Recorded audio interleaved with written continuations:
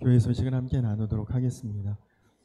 오늘은 우리 감리교단이 정하는 제45회 평신도 주일입니다. 이미 여러 차례 말씀드렸던 것처럼 우리 감리교단은 비교적 다른 교단에 비해서 평신도의 활동이 활발하고 또 평신도의 권위를 인정하고 또 평신도의 신앙생활을 참 귀하게 여기는 그런 교단입니다. 오늘은 평신도 주일을 맞아서 특별히 우리 교회 평신도 중에서는 가장 대표격이라고 할 수 있는 김남석 장로님 오늘 말씀을 전해 주실 텐데 여러분들도 아마 큰 은혜가 있으시리라고 믿습니다. 오늘 예배 후에 목양실에서 다음 주에 있을 전교인 회의를 준비하는 기획위원회로 모이도록 하겠습니다. 또 금요 성령기도회가 금주 금요일 6월 9일 밤 9시에 이곳 성전에서 있습니다. 많이들 관심 갖고 참여하시고 요즘은 낮에는 너무너무 덥지만 밤에는 그래도 비교적 선선하고 아주 기도하기에 좋은 계절입니다. 여러분들도 자주 있지 않고 한 달에 한 번 있는 기도의 시간을 소중히 여기시고 함께 오셔서 은혜 나누시기 바랍니다. 다음 주일 예배는 온 교우들이 주 안에서 한 몸 되고 하나됨을 고백하는 성찬 예배로 드리도록 하겠습니다. 또 다음 주일 예배 후에 전교인 회의가 본당에서 있겠습니다. 지난 3개월 동안에 이제 한 분기를 돌아보고 또 다음 분기를 함께 회의하며 또 계획하고 준비하도록 하겠습니다. 어제 굉장히 특별한 손님이 교회에 다녀가셨는데 우리 양주 지방에 우리교회라고 하는 교회가 있습니다. 전혜인 목사님 섬기시는 교회인데 목사님이 교회를 이전하셔서 제가 지방 석이라 저에게 서류를 맡기시고 또 도장을 받아서 연회로 보내셔야 되는데 교회를 옮기신 이유는 교회가 잘 되고 부흥하고 더 좋아져서 옮기셨으면 좋았을 텐데 교회가 코로나를 지나면서 그 시기 동안 많이 쇠약해지고 어려워져서 교회가 유지하기가 어려운 상태라 감리교단 인력연수원 안에 부속 건물로 그렇게 이전을 하게 되셨다고 합니다. 그러면서 전혜인 목사님께서 잠깐 이야기를 나누는데 이렇게 좋은 교회 또 이렇게 좋은 건물 또 이렇게 좋은 성도들과 함께 있으면 아주 아침부터 밤까지 1년 365일 매일매일 교회에 나와서 그냥 하루 종일 있어도 피곤치 않겠다고 저한테 그런 말씀을 하시더라고요. 근데 목사님 이제 이전한 그곳은 본인 교회 건물이 아니라 연수원 건물이라 주일날 하루만 쓸 수 있답니다. 평상시엔 가고 싶어도 갈 성전이 없으신 거죠. 여러분들 이렇게 좋은 교회에 또 함께 신앙생활하는 좋은 성도들 함께 있다는 것을 감사하시고 거기 주보에 보면 기도생활 및 영성생활에 더욱 힘쓰는 성도가 됩시다. 그렇게 기록을 했는데 여러분들 정말 성전에 자주자주 오셔서 많이 기도하시고 또 여러분들 풍성한 영성으로 하나님과 교제하시기 바랍니다. 우리 그 주보에 6면에 보시면 이달의 기도 제목이 있는데요. 6월의 기도 제목을 우리 한번 다 같이 한 목소리를 함께 읽고 그리고 6월 한 달 동안 우리가 좀 이런 기도 제목으로 기도하자 그런 마음으로 기도하시면 좋겠습니다.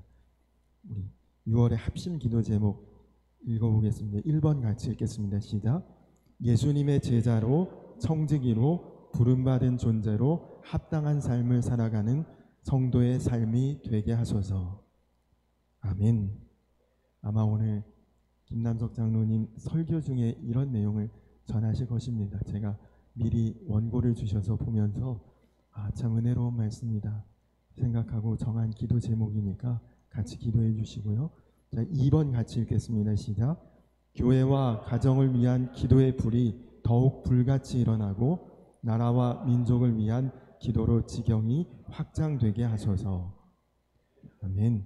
자, 3번 눈에 보이는 한계를 넘어 날마다 충만한 기도와 풍성한 말씀 안에 거하여 구하고 찾고 두드리는 성도의 삶이 되게 하소서. 아멘. 같은 마음으로 기도해 주시기를 부탁드리고, 이 시간에는 믿음속과 화평속 나오셔서 특별 찬송하시겠습니다.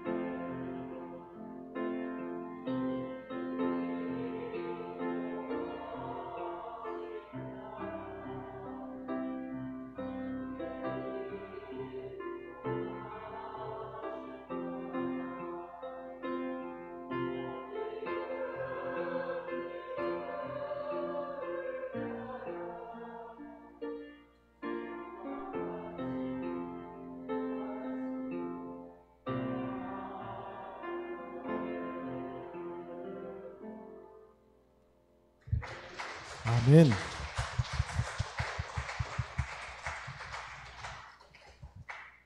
우리 믿음 속과 화평속 함께 이렇게 찬양으로 특송해 주셔서 감사합니다. 찬양의 가사가 아마 우리 속도원들의 신앙 고백인 것 같습니다. 우리 다시 한번 큰 박수로 축복할까요?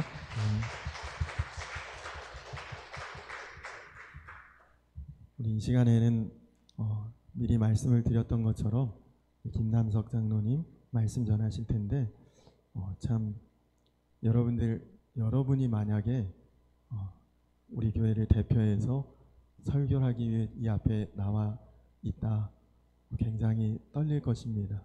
또 어려움도 있겠죠. 우리 장로님 참 담대하시더라고요. 어제도 하루 종일 교회에서 방수공사 뭐 이런저런 공사 하루 종일 하시고 가셨거든요. 말씀 전하시는 것 굉장히 어렵고 힘든 사명인데 아주 모든 것들을 차분하게 은혜롭게 잘 준비하고 계십니다. 이 시간에 장로님 이제 나와서 말씀 전하실 텐데 여러분 한번 박수로 맞아 주시겠습니까?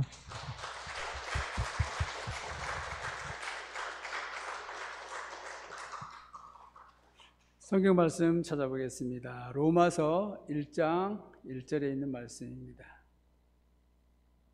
로마서 1장 1절에 있는 말씀입니다. 다 같이 목소리로 봉독하겠습니다. 예수 그리스도의 종 바울은 사도로 부르심을 받아 하나님의 복음을 위하여 택정함을 입었으니. 아멘. 목사님께서 오늘 말씀하신 대로 오늘은 평신도 주일입니다. 교회에서는 목사님과 전도사님을 제외한 모든 성도를 평신도라고 합니다. 평신도는 예수님의 제자로 청지기로 부름을 받은 존재들입니다. 평신도 주일에는 나는 제자로 청지기로 부름받은 존재로서 합당한 삶을 살아가고 있는가 하는 것을 한번 돌아보는 시간이 되었으면 합니다. 초대교회에서도 평신도들의 역할이 보면은 구제하고 봉사하고 전도하는 등 모든 분야에서 평신도들이 일을 했습니다.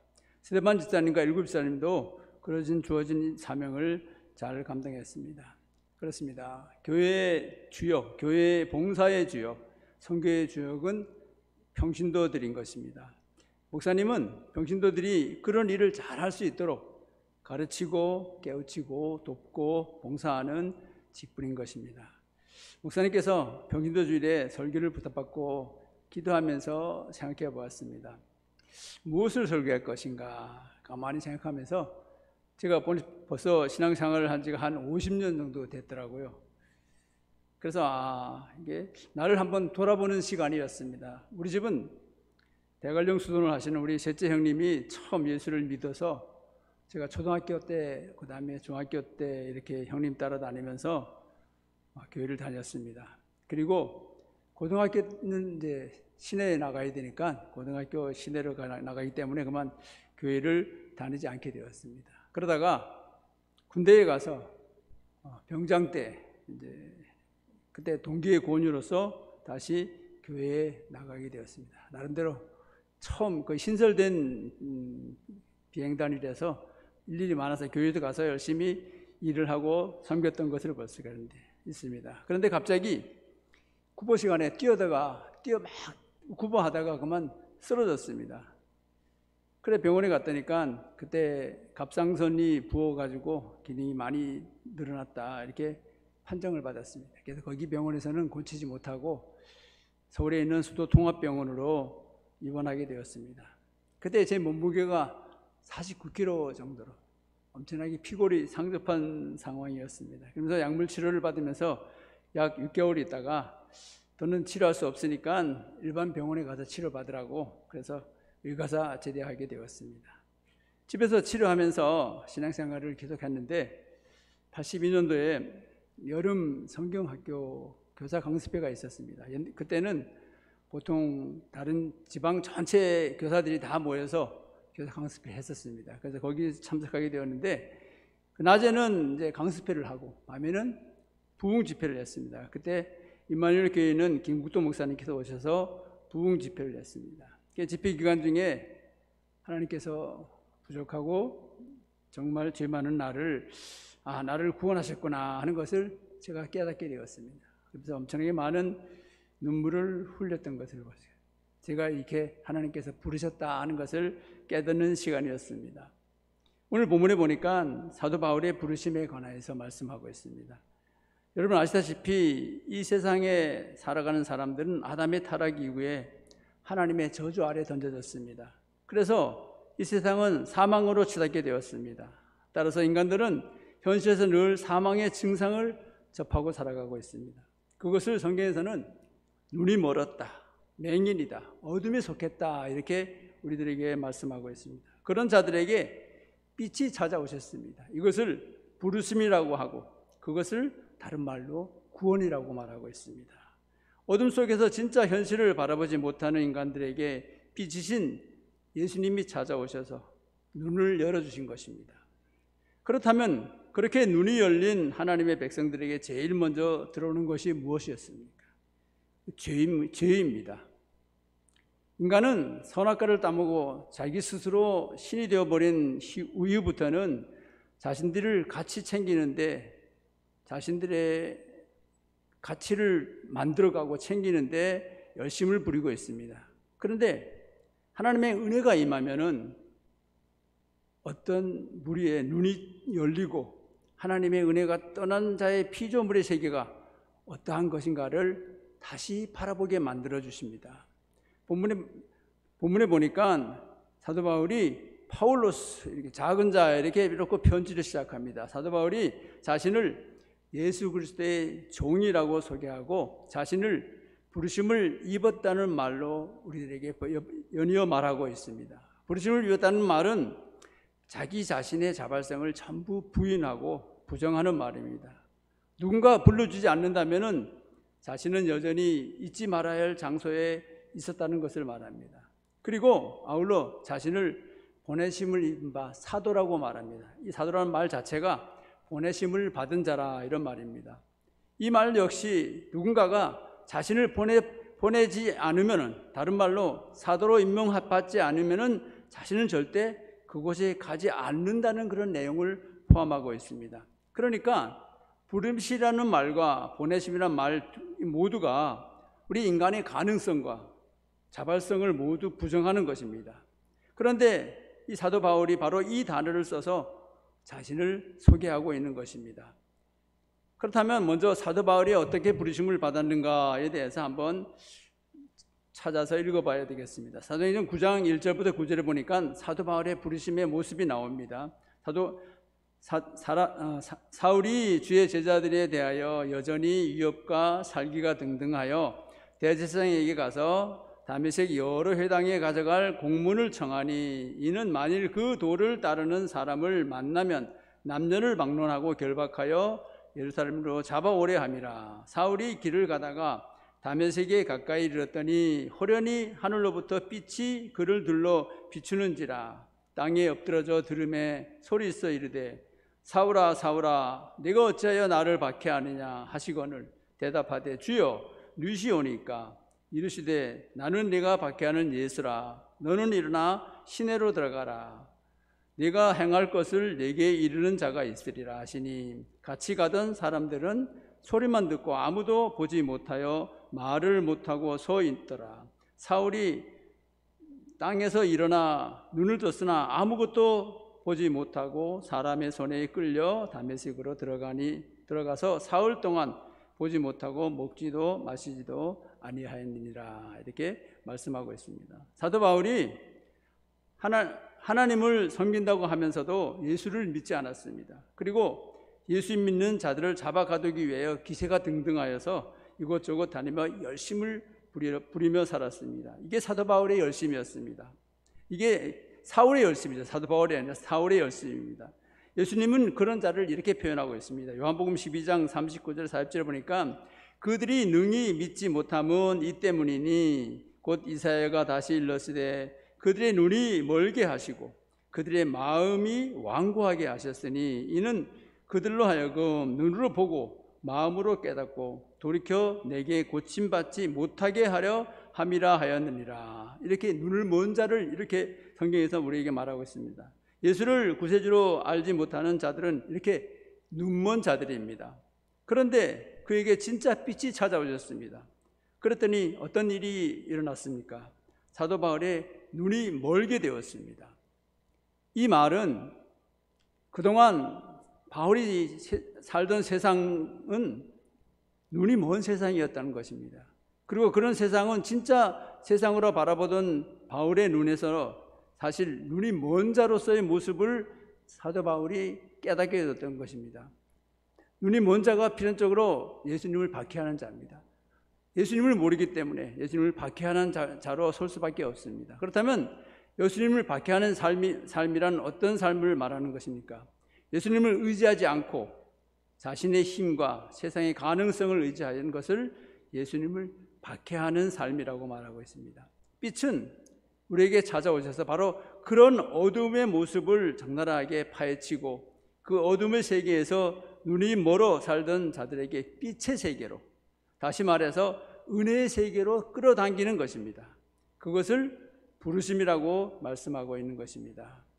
이 부르심 속에서 우리가 가장 제가 부르심을 받았고 난 다음에 제일 먼저 느낀 것이 뭐였나 하면은 내가 죄인이었다는 것입니다. 내가 은혜 받고 난 다음에 하나님께서 제게 보여준 것이 너의 죄의 모습을 다 보여주더라고요. 하나님께서 다 죄, 내가 행한 모든 것이 다 죄야. 내가 너에게 보여주는 모든 것이 죄라고 해서 얼마나 많이 울었는지 모릅니다. 왜? 그것이 내 죄였으니까. 그런데 그 다음에 하나님께서 하시는 말씀이 뭐였는가 하면은 이 모든 죄가 내가 근데 다 가져간다고 하나님께서 말씀하시더라고요. 그러면서 너무나 많은 기쁨이, 감사가 얼마나 넘치는지 거의 매일 그 기쁨의 안에 쌓여서 있었던 적이 있는 것을 볼 수가 있습니다.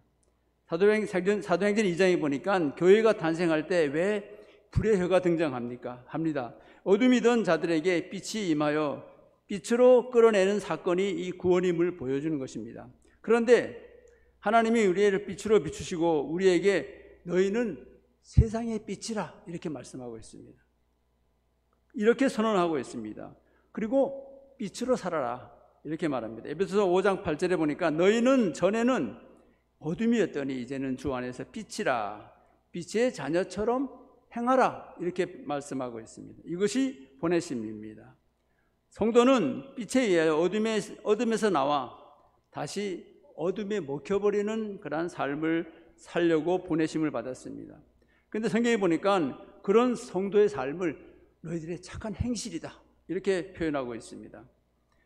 마태복음 5장 14절 10절에 보니까 너희는 세상의 빛이라. 산 위에 있는 동네가 숨겨지지 못할 것이요 사람이 등불을 켜서 말 아래 두지 아니하고 등경 위에 두나니 이러므로 집안 모든 사람에게 비춥니라. 이같이 너희 빛이 사람 앞에 비추게 하여 그들로 너희 착한 행실을 보고 하늘에 계신 너희 아버지께 영광을 돌리게 하라 이렇게 말씀하고 있습니다. 성도는 이렇게 착한 행실로 하나님의 영광을 드러내는 삶을 살아가고 있습니다. 빛으로 부르심을 입은 자들의 삶의 모습이 이렇게 빛으로 비춰지는 삶이라고 말합니다. 그래서 주님은 또 이렇게 말씀하시네요. 마태복음 16장에 보니까 인자가 아버지의 영광으로 그 천사들과 함께 오르니 그때에 각 사람에게 행한 대로 갚으리라 이렇게 말하고 있습니다. 그런데 이 행함이란 말이 나옵니다. 이 행함은 착한 행실로 단순히 도덕적으로 윤리적으로 이렇게 윤리적이라는 것이 아닙니다. 각 사람의 행함은 무엇을 가리키는 것이냐 하면은 그 앞 구절에 나와 있습니다. 마태복음 16장에 보니까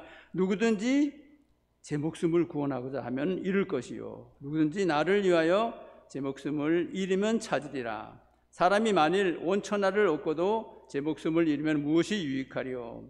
사람이 무엇을 주고 제 목숨을 바꾸겠느냐? 인자가 아버지의 영광으로 그 천사들과 함께 오리니 그때에 각 사람이 행한 대로 갚으리라 이렇게 말씀했습니다.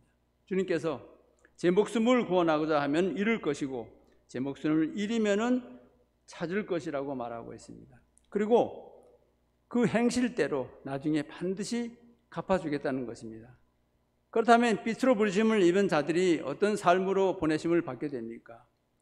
제 목숨을 잃은 삶에서 보내심을 받게 됩니다. 그것은 빛의 삶입니다. 예수님이 그렇게 사셨으니까요. 근데 그 말씀을 누구에게 또 하시냐면은 사도 바울에게 말씀하고 있습니다.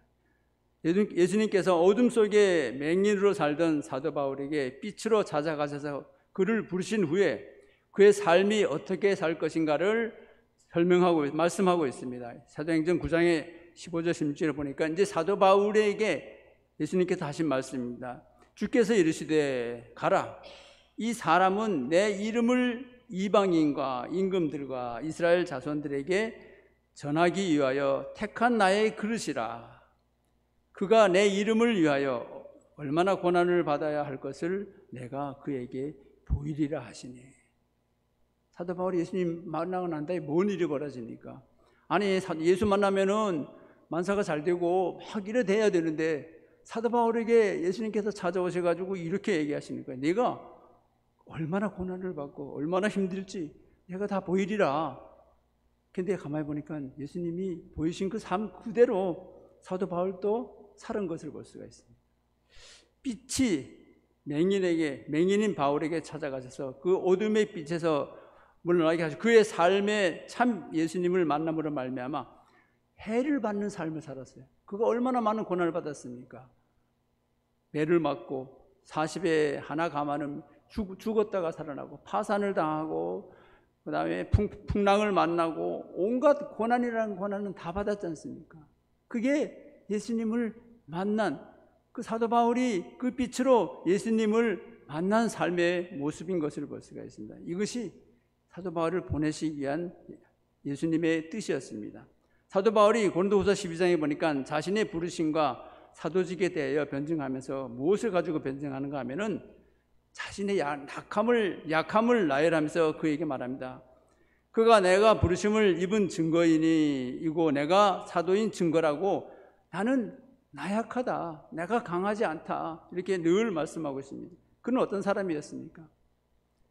다 알다시피 베냐민 집회하고 가말리엘 문화에서 배웠고 최고의 학벌을 가지고 최고의 가문을 가진 자였습니다. 그 당시에 그런 자가 예수를 만나고 난 다음에는 어떻게 됐습니까? 모든 것을 다 내가 이것을 똥으로 해야겠다고 그랬어요. 성경에 보니까 똥으로 내가 가지고 있던 그 많은 그거 다 버리게 되었던 것을 볼 수가 있습니다.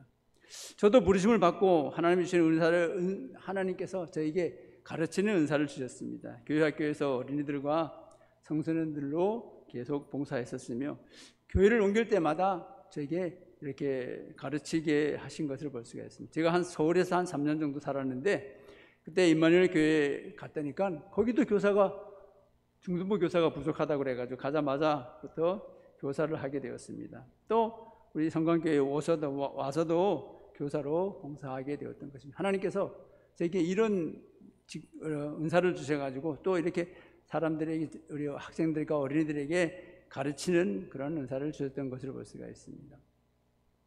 또 제가 시골에 있을 때 임마누엘 교회를 갔을 때 또 하나는 기도하는 것을 배웠습니다. 제가 새벽 기도를 이제 계속하고 있는데 제가 갔다니까 우리 집 3층에 있는 임마누엘 교회에 차량 부장 권사님 두 분이 사셨어요. 그런데 그분들은 계속 새벽 기도 가시니까 새벽 기도 갈 때마다 문 두드리고 일어나라고 그러고 그렇게 하면서 깨워가지고 새벽 기도를 계속 데리고 다녔습니다. 그리고 그 임마누엘 교회는 구역이 12개 있었는데 한 달에 한 번은 그 구역에 있는 모든 사람들이 다 나와서 새벽 기도를 해야 돼요. 그러니까 안 나갈 수가 없습니다. 무조건 아주 새벽부터 그 전도사님하고 권사님이 아주 전화를 해가지고 무조건 다 깨웁니다. 왜 그러냐면 교회에서 목사님이 새벽 기도 하시면서 그 구역 나와 있는 구역을 따로 이렇게 앉아요. 따로 만일에 뭐 이렇게 1구역이면 1구역에 딱 앉아요. 앉아가지고 숫자를 씁니다. 그래놓고 야단을 쳐요. 목사님이 전도사님한테 몇 명 나왔다고 막 그 자리에서 말씀하시면서 새벽에 그렇게 아주 강제로 막 그 새벽 기도를 시키시더라고요. 그래서 제가 그때부터 열심히 새벽 기도를 다니게 되었습니다. 그리고 또 다시 고향 교회를 갔는데 고향 교회 가서도 새벽 기도를 다녔습니다. 왜냐하면 우리 교회가 한 10km 정도 시내에서 떨어져 있는 시골 교회였었는데 거기도 제가 차량을 구입해 가지고 우리 교회 강릉에 있는 권사님들부터 태워가지고 쭉 돌아서 가면 한 30분 정도, 한 30분 정도 걸립니다. 그래서 가서 새벽기도 하고 또 아침에 나오면서 저 바닷가 가가지고 해 뜨는 것도 구경하고 이러면서 새벽기도를 늘 다녔던 것을 볼 수가 있습니다. 또 그다음에 그 상황에 제 아들이 이제 유학을 가 있는 상태라서 기도하지 않을 수 없는 그런 상황을 하나님께서 만들어 주신 것을 볼 수가 있습니다. 하나님께서는 이렇게 우리를 부르셔 가지고 우리를 통해서 하나님께서 역사하시고 일하시는 것을 볼 수가 있습니다. 저를 통해서도 하나님께서는 일하셨고 또 앞으로 일하기 분명히 하실 겁니다. 이제는 뭐 제가 60이 이제 은퇴를 하려고 하는데 은퇴를 하면서 제가 이 자리에 일어서는 것 처음이자 또 마지막인 것 같습니다. 이러면서 여러 가지 말씀을 준비하면서 하나님께서 지금까지 나를 이렇게 인도하셨구나. 내가 우리 속회 때는 가끔 가도 말하는데 나를 하나님께서 이런 모습까지 나의 이 자리까지 이 성관교회 양주라는 것을 알지도 못하는데 하나님께서 또 이렇게 여러분들을 만나기 위해서 그랬는지 이렇게 이 자리까지 또 이렇게 인도하신 것을 볼 수가 있습니다. 어떻게 하든 간에 하나님께서는 나를 어떠한 상황과 어떠한 조건과 어떤 가운데서 꾸준하게 나를 인도하시더라고요. 그래서 이 자리까지 오고 또 앞으로는 기대되는 게 또 하나 있는 게 뭐냐면 하나님은 또 어떻게 또 나를 어떤 모습으로 만들어 가실까 하는 것을 늘 기대하면서 살아가고 있는 것을 볼 수가 있습니다. 제가 동화를 하나 하고 마치겠습니다. 어떤 임금님이 백성들에게 꽃씨를 나눠주고 가을에 심사하여 잘 기른 자에게 큰 상을 주겠다는 이야기를 했습니다. 그리고 백성들에게 왕이 준 꽃씨를 그 씨앗만 가지고 꽃을 피워야 한다고 말했습니다. 그래서 백성들은 온갖 정성을 다해 물을 주고 키웠지만은 이상하게 꽃은 싹이 나지 않았습니다. 그러자 백성들은 상을 받기 위해서 꽃집에 가서 같은 종류의 씨앗을 사서 왕이 준 씨앗을 바꾸어서 다시 심었습니다. 그들의 화분에는 예쁜 꽃이 피었습니다. 그들은 모두 임금에게 상 받을 것을 기대하고 정성스럽고 꽃을 가꾸었습니다. 임금님이 정해놓은 기간이 차서 씨앗을 받은 백성들이 저마다 자신이 가꾼 화분을 가지고 임금님 앞에 나왔습니다. 그렇게 저마다 아름다운 핀 꽃을 들고 나왔지만 이상하게 임금님은 기뻐하지 않고 크게 실망하는 것이었습니다. 그런데 어떤 한 소년이 싹도 나지 않은 빈 화분을 들고 두려움이 떨고 있었습니다. 임금님이 그 소년을 부르자 소년은 떨며 임금님 앞에 나와 말합니다. 임금님, 죽을 죄를 지었습니다. 저는 열심히 물 주고 거름도 주고 온갖 노력을 다해 보았지만은 이렇게 싹도 나 피우지 못했습니다. 죄송합니다. 저는 벌을 받아 마땅하오니 저에게 벌을 주십시오라고 울었습니다. 그러자 임금님은 아니다. 너야말로 정직하게 꽃을 피웠다. 내가 원하는 꽃이 바로 이 꽃이란다 라고 말하며 크게 칭찬했습니다. 임금님은 그 아이에게만 상을 주고 나머지 엉뚱한 꽃을 피워온 백성들은 전부 감옥에 쳐넣었습니다. 알고 보니까 임금님이 백성들이 얼마나 정직한가를 시험하기 위해서 처음부터 싹이 나지 못하는 썩은 씨를 주었던 것입니다. 저는 이 동화를 생각하면서 바로 이 땅에 살아가는 우리의 모습이 아닌가 생각합니다. 하나님은 분명히 우리에게 썩어질 몸을 주셨다고 말하고 있습니다. 물론 그것은 인간 타락의 결과로 말미암게 된 것입니다. 심지어 그 몸은 죽은 몸이라고 하셨습니다.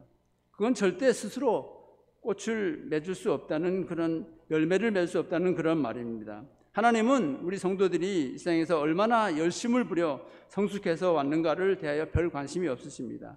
하나님은 오히려 그런 것보다 하나님이 어떤 분이시며 하나님의 능력이 얼마나 대단한 것이며 왜 우리는 하나님의 은혜만을 의지하여 하나님의 절대적 존재로 우리가 살아가지 않으면 안 되는가 하는 것을 깨닫는 것이 곧 하나님 아버지가 우리에게 바라는 것입니다. 하나님만을 의지하는 하나님의 어린아이가 되어지기를 바라는 것이 하나님의 뜻입니다. 너는 나의 아버지가 되고 너는 나의 자녀가 되는 것, 이것이 하나님의 언약의 핵심인 것입니다. 어린아이는 아버지의 손에 꼭 잡히면 세상에 무서운 것이 아무것도 없습니다. 하나님을 바라보는 어린이는 하나님 안에 붙잡힌 바 되는 것입니다. 제가 이런 여화를 들었습니다. 얼음판 위에 두 부자가 걸어가고 있는데 아이가 아버지의 손을 꼭 잡고 걸어가는데 그만 미끄러우니까 아이가 손을 놓을 수밖에 없었습니다. 손을 놓으면 어떻게 됩니까? 그냥 쿵 하고 넘어지게 되었습니다. 몇 번 그렇게 한 아들이 그 다음에 아버지가 아들에게 말합니다. 아들아, 내가 너 손을 잡을게. 그래서 아버지의 손에 붙잡힌 바 되고 갔더니까 아무리 미끄러워도 넘어지지 않았습니다. 우리는 우리 손이 하나님께 붙잡혀야 됩니다. 내가 잡으려고 내가 아무리 잡고 있어도 내 힘 떨어지면은 결국은 놓을 수밖에 없는 것이 우리의 모습입니다.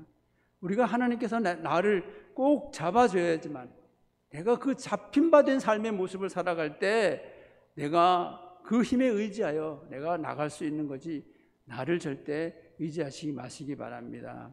앞에서 동화에서 말씀드린 것처럼 그 소년이 만일 이렇게 얘기합니다. 하나님, 저는 아무리 해도 열매를 맺을 수가 없었습니다. 그런데 어느 날 예수님께서 제 화분에 하나의 밀알이 심어지더니 꽃을 피워서 열매를 맺어 가시는 것을 볼 수 있었습니다. 하나님, 저는 단 하나의 열매를 맺을 수 없었지만은 제 화분 안에 들어오셔서 예수님의 열매가 여기 있으니 이 열매를 받으시고 부디 저를 용서하여 주시옵소서. 이것이 바로 진짜 열매 맺는 자의 삶에서 나오는 고백인 것입니다. 그것이 십자가의 의미를 아는 자의 고백인 것입니다. 말씀을 마치려고 합니다. 자신이 했던 영광을 구하는 그런 삶이 아니라 우리의 모든 것을 주님께 맡길 수 있는 여러분이 되시기를 바라겠습니다. 겸손하고 착한 어린아이의 마음을 가지기 바랍니다. 그리고 겸손한 마음 속에 하나님의 은혜가 충만하시길 바랍니다. 오늘 이후로 우리의 사명을 가진 자로서 살아갈 때 그 사명을 위해 또 경건의 훈련을 하여야 하고 무엇보다도 오직 그리스도 안에서 자신을 부인하고 하나님의 영광만을 구하며 살아가는 진실된 그리스도인이 되시기를 바라겠습니다. 아멘. 기도하시겠습니다. 하나님 아버지, 저희를 주님의 자녀로 불러주심을 감사합니다. 죽을 수밖에 없는 저희를 부르신 것은 나의 공로가 아니라 오직 하나님의 은혜임을 고백합니다. 늘 하나님의 은혜 안에 머물며 살아가게 하여 주시옵소서. 또 부르심에 그친 것이 아니라 그리스도의 일꾼으로 보내심을 받은 줄 아옵나니 오직 십자가만 바라보게 하시고 나를 통해 이루시는 하나님의 뜻을 온전히 이 땅에 이루어갈 수 있도록 부족함이 없도록 늘 동행하여 주시옵소서. 예수님 받들게 드렸사옵나이다. 아멘.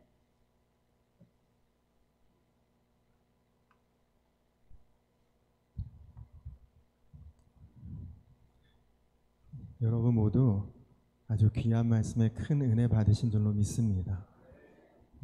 장로님, 직분은 은퇴가 있어도 사명에는 은퇴가 없죠.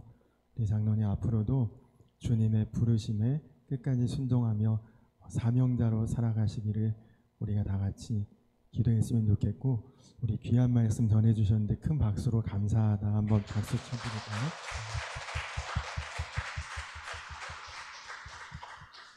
감사합니다. 우리 이 시간 다 자리에서 일어서서 주님, 내가 여기 있사오니, 오늘 말씀에 합한 찬양입니다.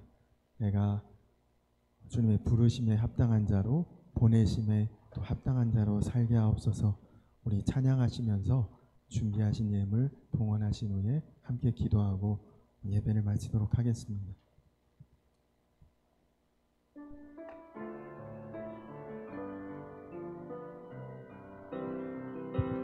주님, 내가 여기 있사오니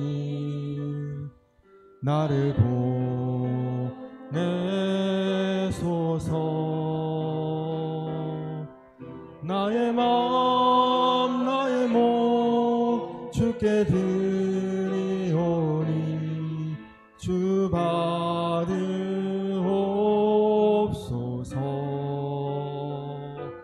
주님, 내가 여기 있사오니 나를 써 주소서. 나의 마음 나의 몸 주께 드리오니 주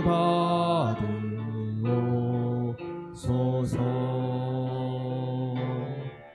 할렐루야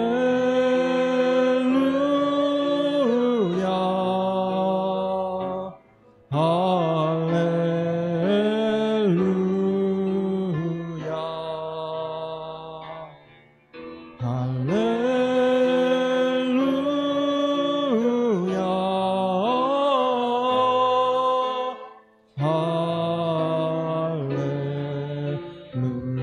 한 번 더 고백합시다. 주님 주님 내가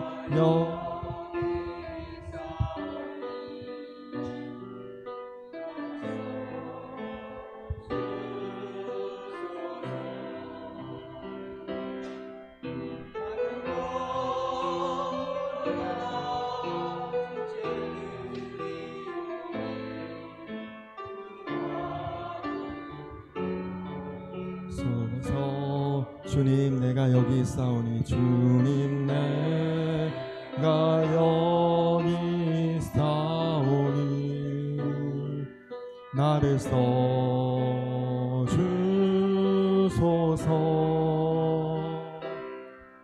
가진 것 모두 다 주께 드리오니 주 받으옵소서. 할렐루야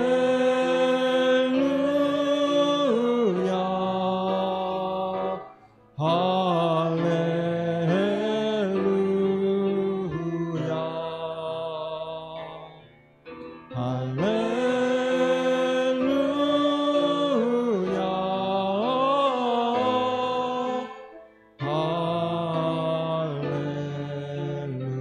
나를 받으옵소서.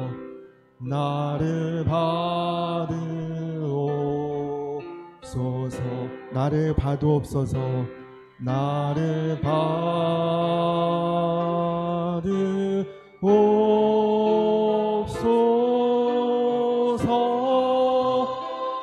우리 이제 다 같이 기도하겠습니다. 하나님, 부족하고 연약한 죄인된 우리를 하나님 불러주시니 감사합니다.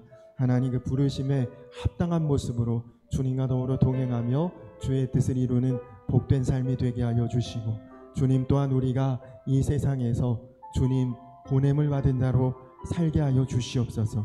항상 주의 영광을 드러낼 수 있는 빛의 자녀 되게 하시고, 또 주님 손에 붙들림 받은 온전한 주의 백성으로 살아갈 수 있도록 주여 인도하여 주시옵소서. 그래서 내가 주님께 부름받은 자로, 또 주님께 보냄을 받은 사명자로 살아가기에 전혀 부족함이 없도록 항상 주님과 함께 동행하며 주와 더욱 온전히 걸어갈 수 있는 복된 인생이 될 수 있도록 주여 축복하여 주시옵소서. 우리 이 시간 나같이 주여 한번 부르고 기도하겠습니다. 주여! 참 좋으신 아버지 하나님 감사합니다. 하나님, 우리에게 두 가지 자격이 주어졌다는 것을 말씀을 통해 깨닫게 하시니 감사합니다. 주님, 나를 부르셨습니다. 하나님, 내가 어떤 모습이기에 하나님 상관없이 하나님 어떤 자격도 따지지 아니하시고 하나님 나를 부르시고 나를 자녀 삼아주시고 하나님의 뜻 가운데 품어주시고 우리로 하여금 하나님의 은혜와 영광을 드러내는 삶을 살 수 있도록 주님 인도하여 주시니 감사합니다. 하나님, 또한 우리가 이 땅에서 또한 세상 가운데 보냄을 받은 자로 하나님 사명을 감당하게 하시니 감사합니다. 하나님, 세상 가운데 힘들고 어려울 때 있고 또 외롭고 쓸쓸할 때 있을지라도 언제나 주님 바라보며 주님 동행하며 주님 손에 붙잡힌 바 되게 하시고 온전히 주님 맡겨주신 사명 감당하면서 하나님의 영광을 드러낼 수 있는 자, 또한 하늘의 크고 비밀한 것들을 세상 가운데 알리고 전할 수 있는 사명자의 인생 될 수 있도록 주님 인도하여 주시옵소서. 그리하여 우리가 이 땅에서의 호흡이 끝나고 하나님 앞에 서게 될 때에 정말 웃으며 감사하며 하나님 품에 안길 수 있는 선하고 복되고 은혜롭고 아름다운 우리의 삶이 되게 하여 주시옵소서.